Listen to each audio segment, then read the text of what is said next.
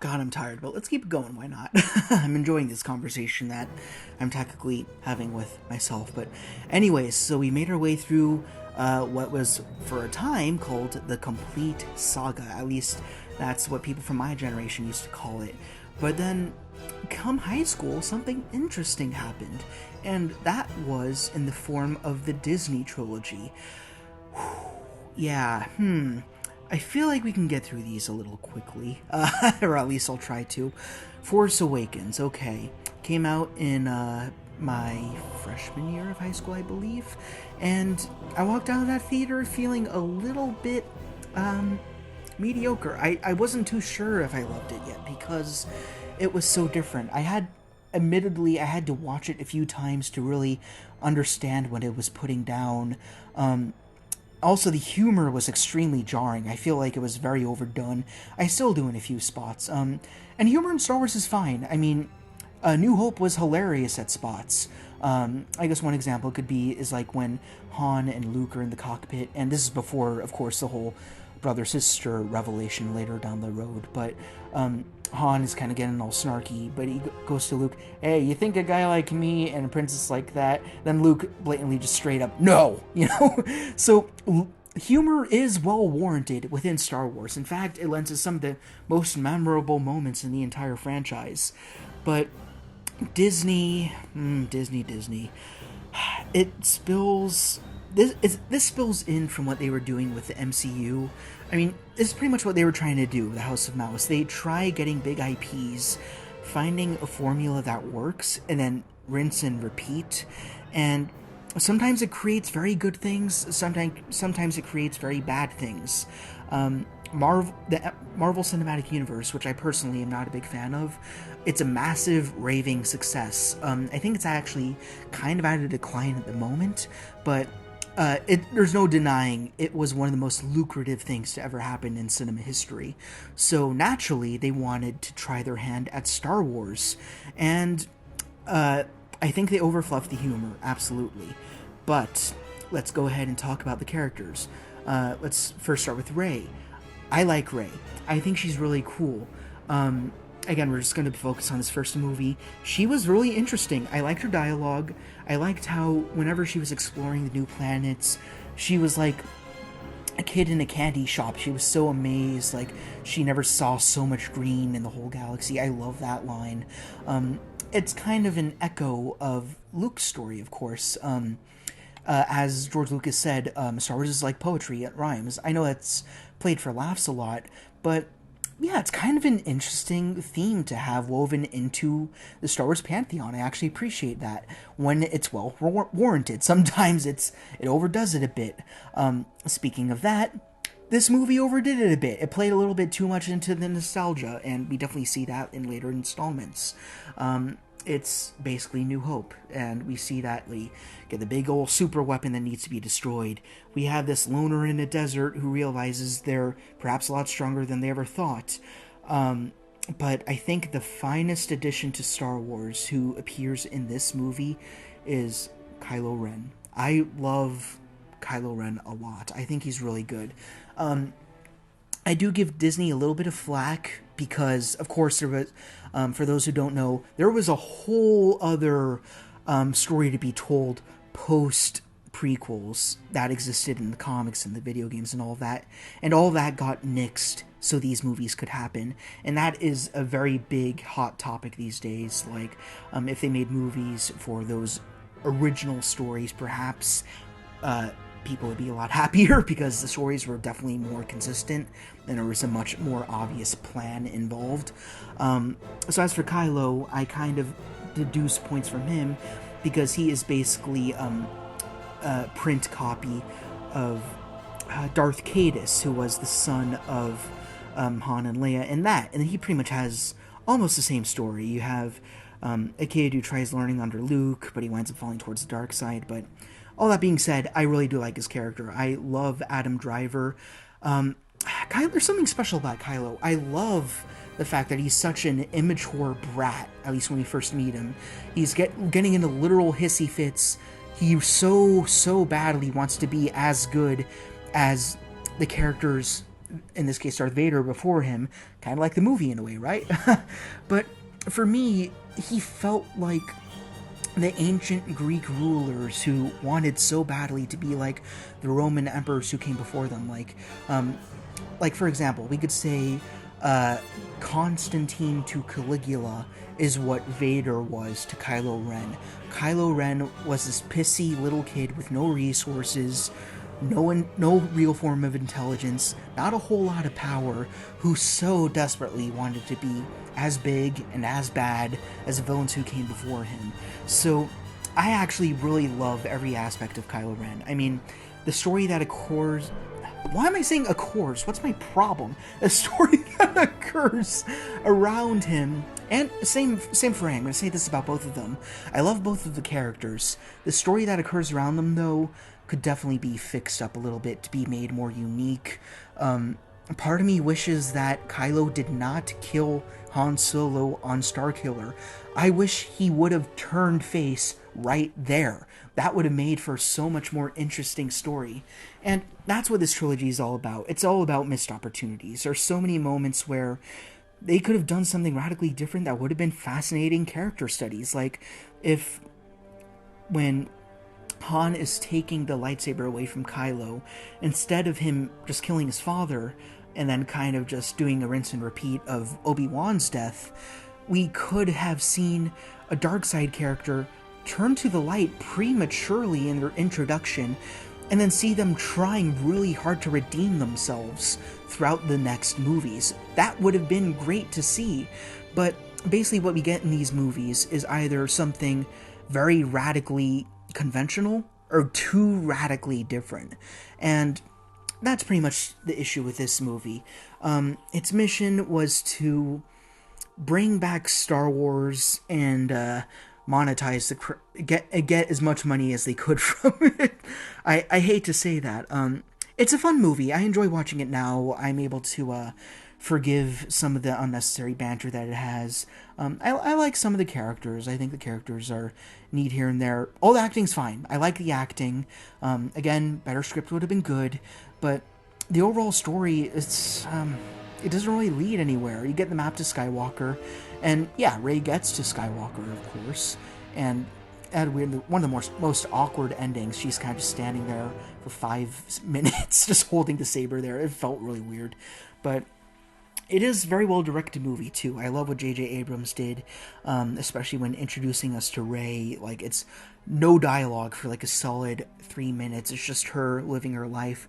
Like, I think that's one of the best moments in Star Wars. I really like that. But in terms of adding, that's a word, addition, adding to Star Wars, this movie didn't do a very good job at that. So I wouldn't say it's the worst movie ever. I like it. But I wouldn't say its mission was very good. Again, it was mostly just to start Star Wars so Disney could make more money. I know that's a very big and bold claim, but that will become more apparent once we get into the next installments. So I'm going to go ahead and put Force Awakens. Let's see. I feel like Revenge of the Sith did a better job at telling a much more interesting story. I feel like even Attack of the Clones had a much more interesting story to tell. So will I have to D-tier it? I don't want to put it on D-tier because it was still fun. It still had some new characters that we wanted to learn more about instead of just killing them off outright, which was, I think, one of the cardinal sins of Phantom Menace. So I'm going to take Force Awakens. I'm going to put it on low C tier because I don't think it would be fair to put it alongside Phantom Menace, where it didn't really seem to have a goal. At least we had Force Awakens that wanted to make some kind of progress. It just didn't make enough progress. The Phantom Menace was kind of just a whole ton of side stories, which was cool, but they were at the very least fun and enjoyable, so I allow that to remain at the D tier. Perhaps one of my greatest regrets in life is walking out of a theater and saying that I enjoyed The Last Jedi and that it was a good movie. Oh my god. Okay. this is not the worst Star Wars movie, objectively. I'll say that much. But it is the single Star Wars movie that makes me the most livid. It makes me very, very mad. Not because of what the movie itself is, but what the movie stands for and how it was made. It's mostly just the behind the scenes stuff. Like, I will say that Star Wars Theory, of course, one of the very big wigs when it comes to YouTube and Star Wars, by the way, he pulled up a clip of Rian Johnson, the director of Last Jedi, before ever having the opportunity to create a Star Wars movie, and the clip was literally of Rian Johnson said that if he were to ever create a Star Wars film, he would very intentionally want to divide the audience. I think that is such an unhealthy and dangerous and aggressive approach towards an IP. I mean, I get it, firstly. Like, it's important to shake up the mold a little bit, change things up, challenge the audience to an extent. Extent is the big word here. I feel like it did a lot. For every single thing that it did right, it did two more things so terribly. It's my least favorite Star Wars movie, just because I hate watching it so much. And alright, so this is where the dialogue gets broken for me. So this comes off of The Force Awakens, of course, but the issue with the movie is it does such a bad job at continuing the narrative, primarily because it did not want to do that. It wanted to do something else. I guess the best way, as I always explain it to people, is the sequel trilogy can be explained through the simple metaphor. You have a whole bunch of people at a campfire. They watch all the Star Wars movies and they love Star Wars, right? And then you have one guy who says, oh, if Star Wars were to continue, this guy's J.J. Abrams, by the way, here's a story that could happen. So, first of all, there's a girl on a desert who's kind of like Luke Skywalker.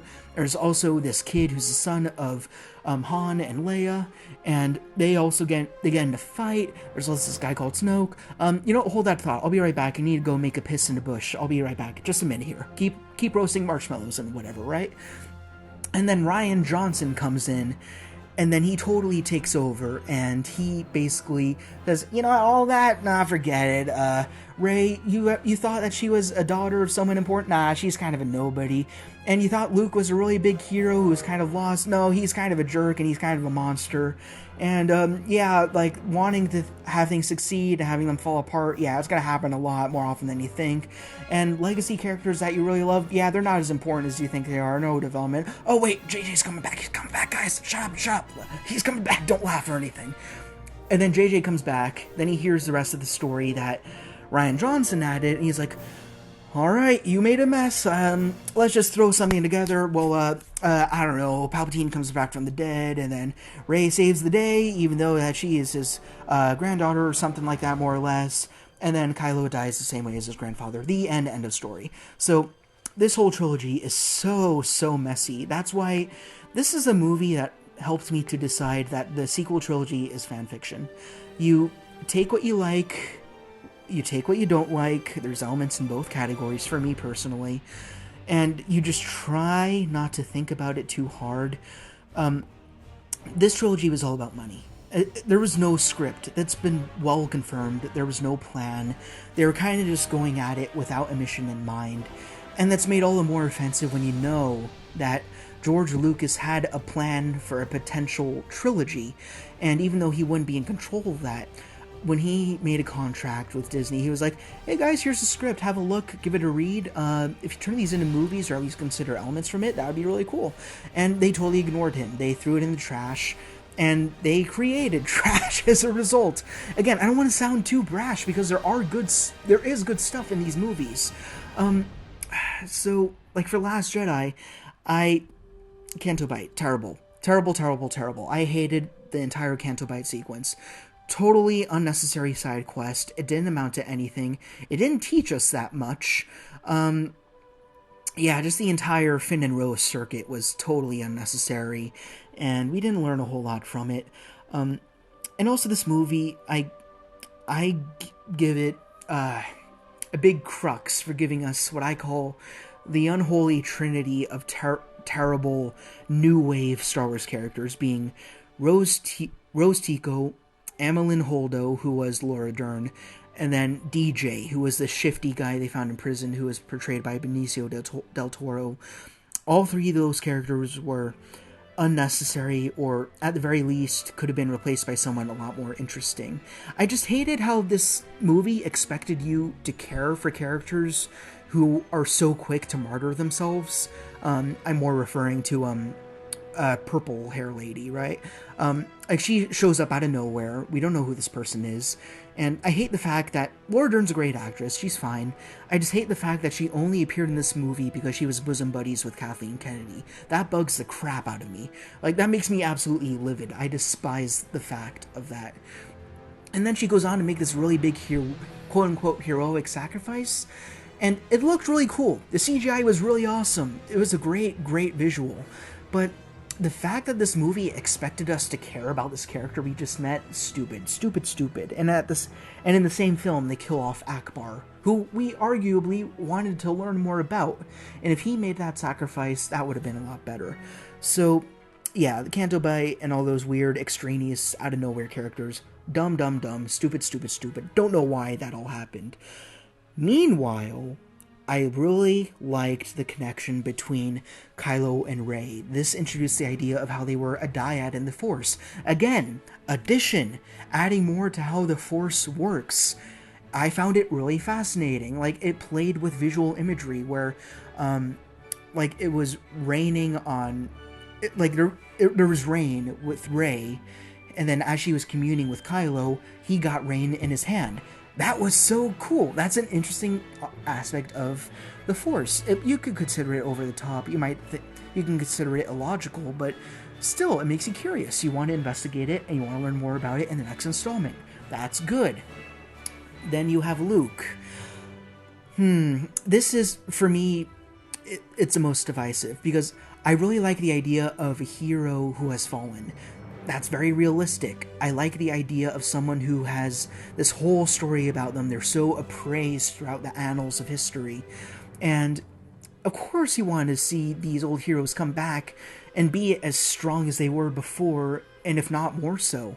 But I like that subversion of expectations where you see he's kind of an old hermit. He's kind of like Ben Kenobi in a way. And he's sour and jaded, and he feels bad and depressed and weak, and he feels like he did something terribly wrong. And that's something we see in real life heroes. You know, all heroes, at the end of the day, they're still just human beings. They're not always going to be available to save the day. They get depressed. They make mistakes. I like that a lot. What I don't like is that they took it too far. The fact that he would be driven so crazy as to slaughter his own nephew, that's taken it a bridge too far. That's out of character at that point. So I feel like, again, good idea. It could have been executed in a less brash and aggressive way. Like, I don't like that this movie was so aggressive towards the audience and so vicious, which is kind of the Disney way at this point, especially with their political dogma and all that. We're not even going to talk about that right now, but yeah, so this movie had a mission. The mission was obvious. Divide the fandom. It succeeded tenfold. And I hate the fact that it did that. But did it teach us anything about the Star Wars universe? Not really. The dyad and the Force thing, I think that was the most interesting takeaway for me personally. And I love the idea of Rey wanting to defeat the First Order. But then you have Kylo saying, what's this war all about? Let's just destroy it. Get rid of it. That, again, is more progression, more addition to the whole story. I wish that would have kept going into the next movie, but it didn't. That all got retconned. Again, the campfire parable I just gave you.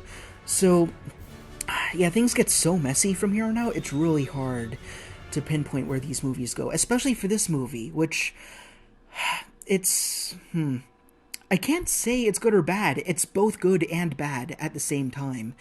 I know that I hate the movie. I know that for a fact.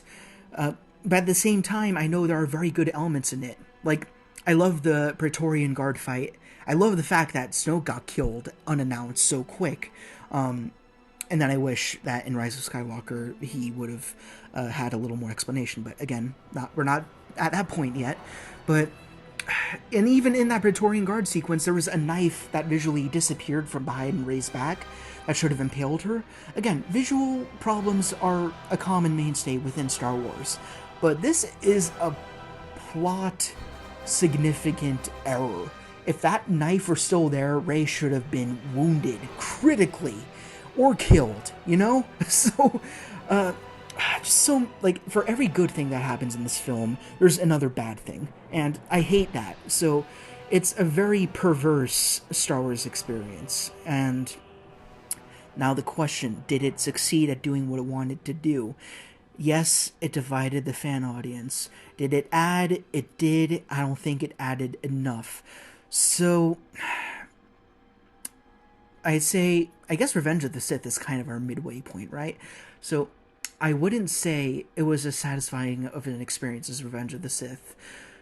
I would say it did more than both Attack of the Clones and Force Awakens. It progressed things, perhaps not in the way that we all wanted, but it did move things forward. But it did it in such an aggressive and rude way that I won't give it D tier. I won't give it B tier. So, objective-wise, I'm going to give it C. High C. And C+, if you will. And I'm going to do my best to leave it there, because there's so many other things I could say about this movie. Okay, and that brings us to the end of the Skywalker saga, concluding poetically with The Rise of Skywalker, which is a title I still don't fully understand. I went into this movie assuming that it would just be blatant fan fiction, and that's what allowed me to actually enjoy it. It's a guilty pleasure, pretty much, for me. I mean, it's a bad movie. It does not do a good job concluding everything that's happened before, and it's extremely janky because it's a sequel and a retcon at the same time, because again, it's J.J. Abrams trying to pick up the slack after Rian Johnson shook up the mold as viciously as he did. So J.J. Abrams did his best, but even then there's still things that he could have done a lot better. The issue was that both of the directors added so many ideas that by the time Rise of Skywalker, the last installment, came around, it was objectively impossible for any director to tie up all the loose ends that there were. But again, it was a fun, enjoyable romp. I liked seeing that finally the entire crew was all together. You had Rey, you had Finn, you had Poe, and then you had all their banter. I guess that'll kind of bring me to a tangent for both Poe and Finn, who I haven't really talked about. As for Poe, it really sucked that he didn't meet Rey until the very end of Last Jedi. I found that really stupid, especially since he was a very key character. And his whole arc in Last Jedi was totally garbage. You could throw that in any old bin. It was really bad. I didn't like it at all. It was so out of character, and it didn't do anything. It didn't add, as I've said. You need to be adding something, right? That's the important thing about a sequel in any franchise. As for Finn, one of my favorite characters in the Disney acquisition is Force Awakens Finn. I love his acting. I love the idea of a defecting stormtrooper. It's been done before, like Hal Katarn from Legends was a defecting stormtrooper, but again, we're not discussing that. I loved John Boyega's performance. I think he did such a good job. He was very charming, very sweet, and at the same time very committed to his ideals. Also very scared. I thought he was really unique and fascinating. And then I blame Last Jedi for just giving him a hammy side quest that did not add to his character at all. It gave him nothing to do, except that he tried to heroically sacrifice himself. And even though that would suck to see, it still would have been a poetic end for him. And then he gets thwarted by, again, the unholy trinity of the sequel trilogy, Rose. And her character, I'm not even going to bother talking about her. We all know what the issue is. I'll sum up her character in one sentence. All the backlash she got was total bullshit for the actress, even though the character was totally terrible. although she was well acted, I'll give her props for that. Yeah, Kelly Marie Tran did not deserve anything that happened after Last Jedi. It's just the character was totally useless, and that's another critique you could have about Rise of Skywalker here. Maybe this would have been a chance to bring her back and redeem her and make her better, make her more pivotal to the plot, make her maybe work off of Rey a little bit. Maybe they could have some interesting exchanges. Again, I kept mentioning character moments, even in the prequels. Those little tiny exchanges between characters, there's no bombastic battles, crazy CGI, just two characters talking to each other. That's so valuable to making you care about characters more. Just 2 minutes of dialogue, 1 minute of dialogue will allow you to care about characters more. It allowed me to care about Hayden Christensen's Anakin more, who's one of the most controversial characters in Star Wars, and that's what allowed me to put the prequels a little bit higher, as opposed to just dropping all of them in D or F tier collectively. So Rise of Skywalker, plot-wise, Palpatine comes back, the whole thing is just a glorified fanfiction, that's what this is, and then from here on out, it's so predictable. I don't like Kylo's end. I guess I don't like Rey's end. I feel like she could have had something a lot more interesting going on. It's just an F all at this point. Like, it doesn't matter. Let's just turn out a fun movie, and that's it. No more rhyme or reason. Things are going to happen, and then we're just going to close this book. There was no objective mission to this, because there was nothing to build off of, because it was such an objective mess. So I didn't think this was actually going to happen. I'm going to give Rise of Skywalker an F tier, believe it or not. I don't hate the movie as much as I do Last Jedi. At least Last Jedi was trying to do something.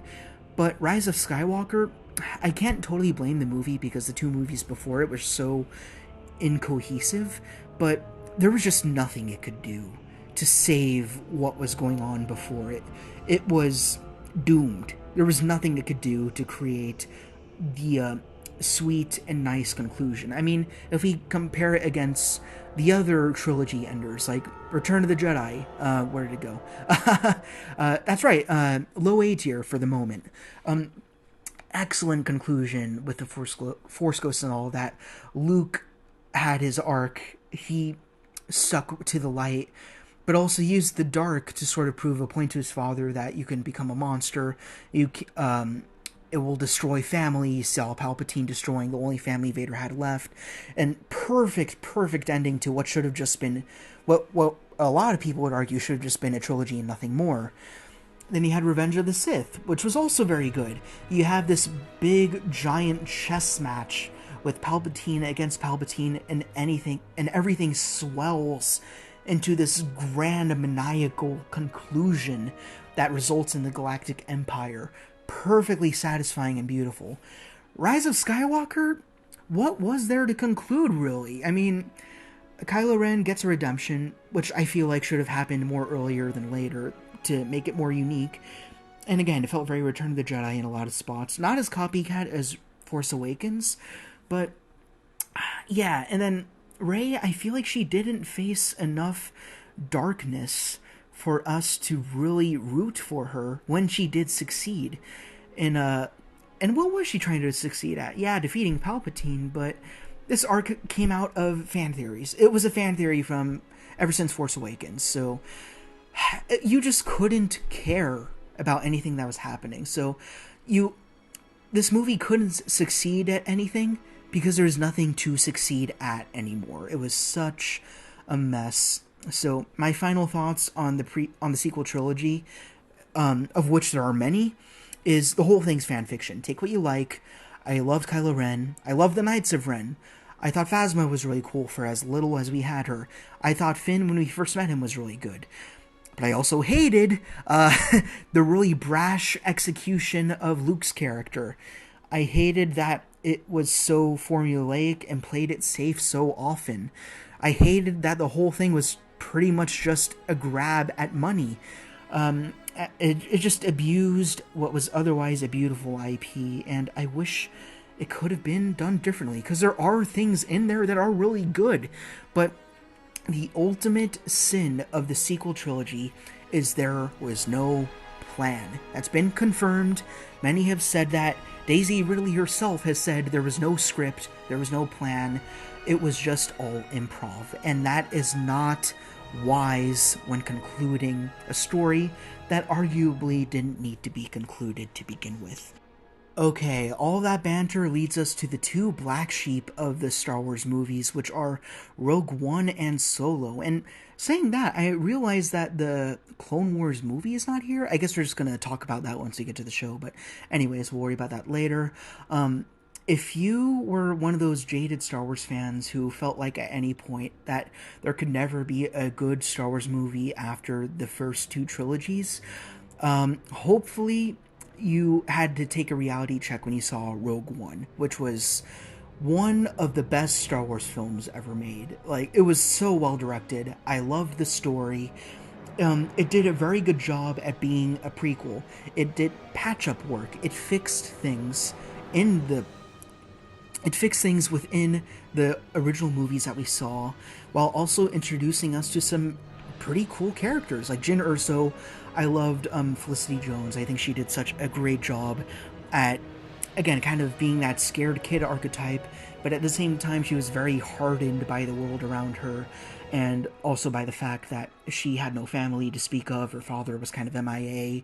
She didn't know who she was, but her outcome is very different. Like, yes, she winds up being a hero at the end of the day, but it's not to become like a big Force user or anything like that. This is the first time in Star Wars cinema where we saw a main character not become a Jedi, but just do their part in a small operation and ultimately die at the end of the day, which was so sad but earned. Like, talk about an earned death for the entire Rogue One squadron. All of them were so captivating and interesting. I mean, yeah, I guess some of them could have gotten more. Like Baze Malbus, I think he was the weakest, but even then he was pretty cool.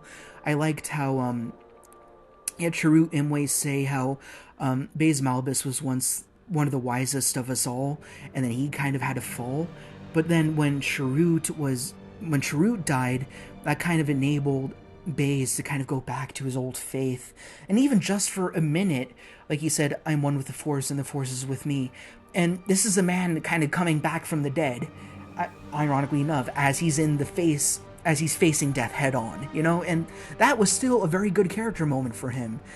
And they had Cassian Andor, who, of course, we're going to be talking about later on, and then his play with K2SO, a lot of comedic moments, but at the same time, you have Cassian Andor, who is the first time we've seen kind of a generic rebel trooper, really, and this is the first time where he kind of blurs the lines within the rebellion. Like, you need to do some pretty terrible things in order to do what is right, even if you're seen as the good guy. He is a rebel, but he still has to kill, like, just pedestrians who have information. Like, the first time we see him, he shoots a guy in the back, literally and figuratively, after he gives information and his nerves get the better of him.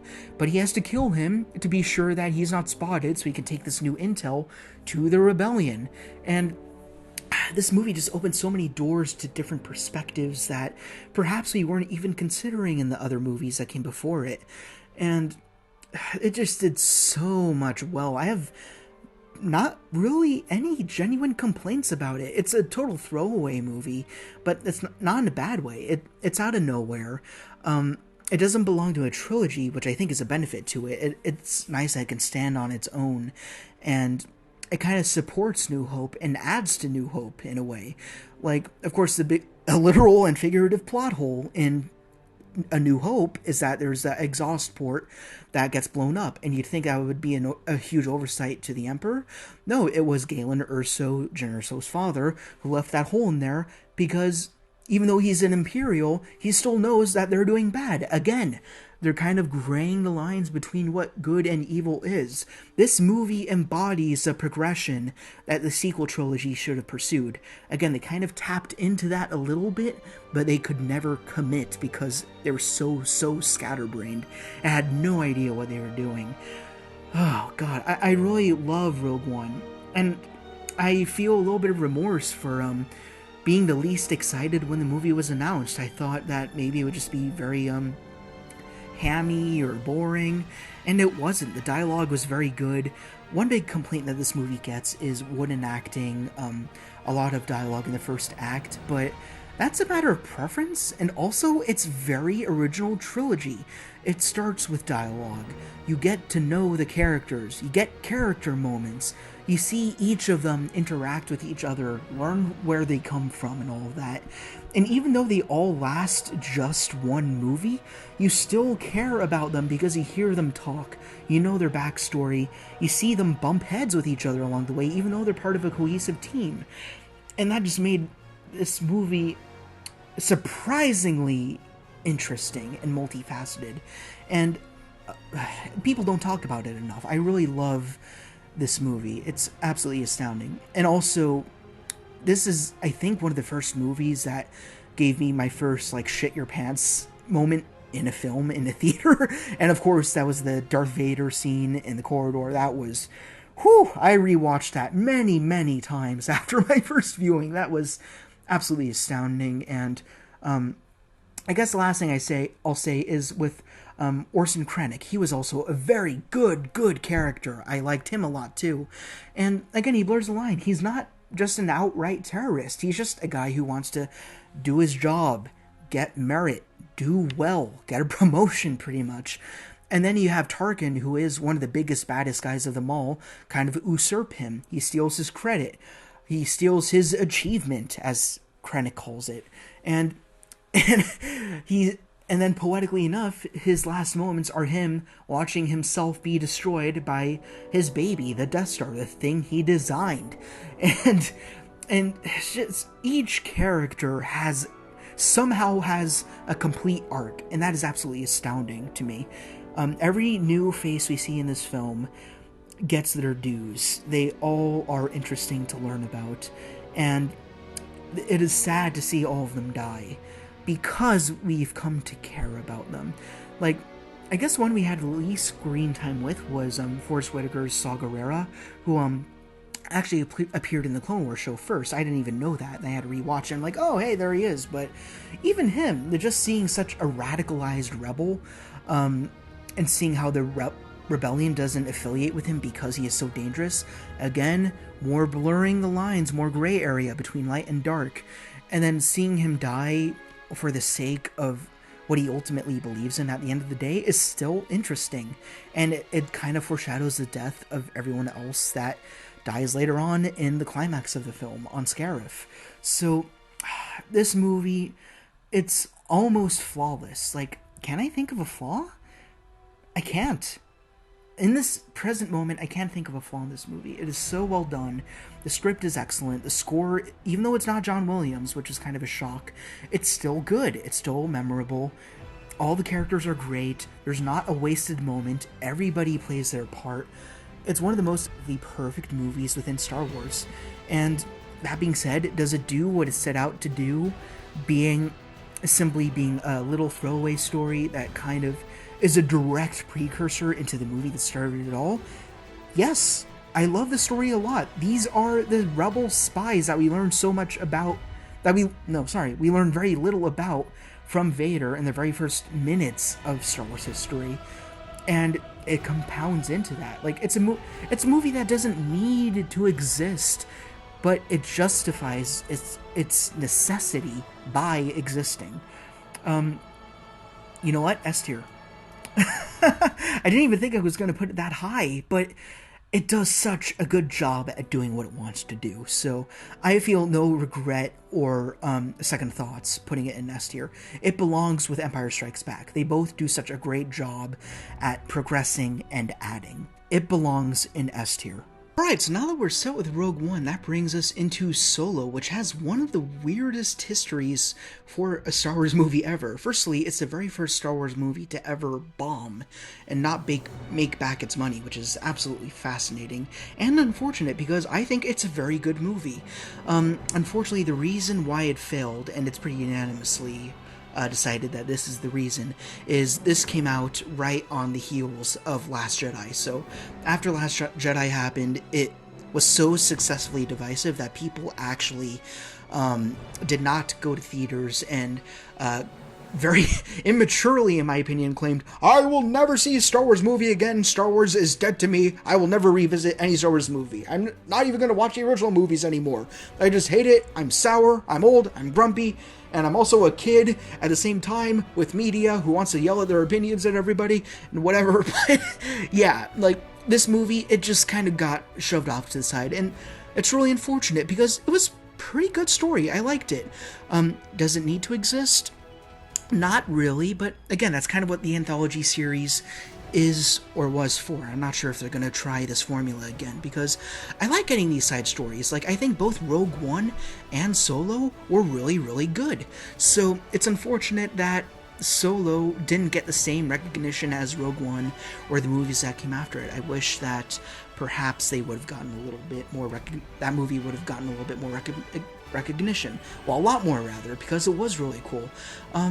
So we kind of got an origin story for Han Solo. It's pretty straightforward, and I kind of like that. It's not a movie that's meant to be too deep, too insightful. It's simply just kind of a Western in a way. Like, you have Solo, who's your cowboy, who's kind of looking out for his damsel, and then, of course, he loses her in the fray of it all. You got the conflict on Corellia, and they're kind of forced to part ways. And then he grows up, and then he takes on odd jobs with the Empire, and he joins Tobias Beckett, who's also a very good character. Woody Harrelson does a fantastic job as him. All the performances are fantastic, by the way. And, of course, they are thwarted by Enfys Nest, who is another one of my favorite characters from the Disney acquisition. That's another reason why I wish Solo did better, because Enfys Nest is so cool, and I love her story. Because she is just a citizen, just a random person whose community was apparently decimated by the Empire, and she's going out of her own way, even though she's a kid, to do something good. And it would have been so cool to see her show up in perhaps a second Solo movie, or maybe show up in the animated shows, or play a role in one of the key trilogy films. But yeah, we might never see her again, and that's really unfortunate for me. I really liked her. She was definitely my favorite new character in Solo, so I liked her a lot. And she kind of represented, like, if Solo was the cowboy of this movie, then she was kind of like the Native American chieftain in a way. Like, she was the one who was, it's kind of embodied with the score, her aesthetic with the feathers and everything. And I love how this movie kind of harkens back to George Lucas's roots when he was first creating Star Wars, and he basically used old spaghetti westerns to influence his work. And that's what made this movie really cool. I really liked the Western aesthetic this whole thing had, and it came together really well. The only thing I really, really disliked about this movie was L3, the hyper-political droid. She was such a plug. I hated the fact that this character existed at all. I don't even prefer that there be a different version of this character. I just think that there was absolutely nothing necessary from her. Like, I feel like the only reason she was there was for the Disney agenda. Again, I said I wouldn't talk too much about the politics of it all, and I won't, but oh my god, I really hated this character. Like, she said equal rights and rebellion. Like, when you say those things so blatantly and loud, it's just stupid. It feels like the movie's yelling at you when you haven't actually done anything wrong. It's like, what did I do? Jeez, get out of my movie, you know? So she just really bugged me. I liked her design. I thought the droid design was really cool, but I just feel like she was this movie's Jar Jar Binks, pretty much. And even Jar Jar, I forgot to mention, I feel like Jar Jar could have been a good character. And the reason why I say that is because of a single moment he had, where he kind of, in Phantom Menace, we're going back in time a little bit, but he basically, when Qui-Gon and Obi-Wan were asking him why his people abandoned him, he said that his people banished him because he was clumsy. And I think that is a moment that George Lucas could have worked with and could have made Jar Jar a cool character. Like, he's a klutz. He tries doing good things, but he just keeps messing up, and he keeps getting sloppy, but instead he just wound up being a court jester instead. He was a total mess of a character. So I mentioned that because I feel like that character could have been great. L3, totally unnecessary. Didn't like her character at all. if we ever do a character ranking, which I hope we do, because this is a lot of fun for me. I hope it is for you too, and you don't mind my rambling. Yeah, she'd be at the bottom of the list. I really hated all three, but that being said, the rest of the movie, it was pretty good. I guess, no, there's one other thing that I disliked, and that was the Darth Maul cameo. Unnecessary. I really, really hate when a movie has the audacity to set itself up for a sequel. I really dislike that, and then it leaves open loose ends, especially if a sequel never does happen. Then it's kind of just open forever and for all time. So the whole Darth Maul thing with Kira, it was just weird. I didn't like that. Yeah, but that was really odd. So what was the purpose of this movie? Kind of just give us kind of a spaghetti western sci-fi adventure, give us some laughs, give us a little bit of fun, and kind of an origin story too. I actually like how Han Solo met Chewbacca. I thought that was kind of cool. They both kind of found each other randomly when two stormtroopers accused him of being a traitor. Well, rather, Tobias Beckett kind of forced him into that situation and betrayed him, and then he got dropped into that pit to be eaten alive by a monster, which happened to be Chewbacca. And I thought it was a little bit too convenient that he spoke Wookiee, but they worked together to get themselves out of that situation, and that was really cool. I liked that a lot. I also liked how there was two teams in this movie. Like, you originally had Rio and I forget the other woman's name, but something with a V. I don't remember her name. She didn't last very long. But I love the idea how there was that original team. Han botches the mission, and the two of them die. And then that leaves them with Tobias Beckett. And then he's really angry at Solo and for screwing up their plan and for him losing his pretty much who was his family. And then you have the new team that assembles, made of Kira, all three, and then Lando Calrissian. So I kind of like that. This movie affirms that whenever you're telling a story, and this is in real life too, I mean, you're never going to always be around the same people. Like, you grow up with your parents, then you move out, then you have your college buddies, then they go their separate ways, then you build your own family, you know? So this is kind of a very real world and grounded aspect of human life to implement into a Star Wars movie. I don't think a movie has done that before, Solo. So I thought that was a really cool nuance that people haven't really noticed before, and that's because not a whole lot of people have bothered to see this movie, which is unfortunate. If you haven't seen it, I suggest you give it a try. It is a very solid and fun film. It doesn't do much in the way of changing how we see Star Wars, but in its ultimate task of just telling a simple origin story and giving us some fun, it did a good job at that. I mean, the political dogma was just really stupid. I always hate that, and I always will, but I enjoyed watching this movie. So, and if its purpose was to just give us fun, I got fun, and it succeeded. But did it add to Star Wars? Not a whole lot. So, I would not... Again, I'm kind of using Revenge of the Sith as my pivoting point. I don't know why I'm doing that. But, let's see here. I do think... Did it add as much? I wouldn't say it added as much as Force Awakens, but I think it did a better job at teaching us more than Force Awakens. It didn't teach us much as Attack of the Clones, excuse me. It didn't do anything as radical or as interesting as Last Jedi, as much as I despise that movie. So I will go ahead and give it... That's a tough one. I need to think about this for a second here. If there's gaps, I'll go through the audio and try and stuff them out. I apologize if things get a little messy. Again, hopefully you're doing something you enjoy, and you could just return to this video, put it on pause if you get a little bored of me, which is fine. So let's see. It was... Yeah, so I don't think it was as monumental as Attack of the Clones or Last Jedi, but I do think it did a better job telling a better story than Force Awakens. So you know what? I'm going to put it after Force Awakens. So we're going to take Solo and put it on a C tier. I enjoy it more than Last Jedi, but ultimately I don't think it was as adding as Last Jedi was. And that pretty much concludes the movie, so let's move on to the shows.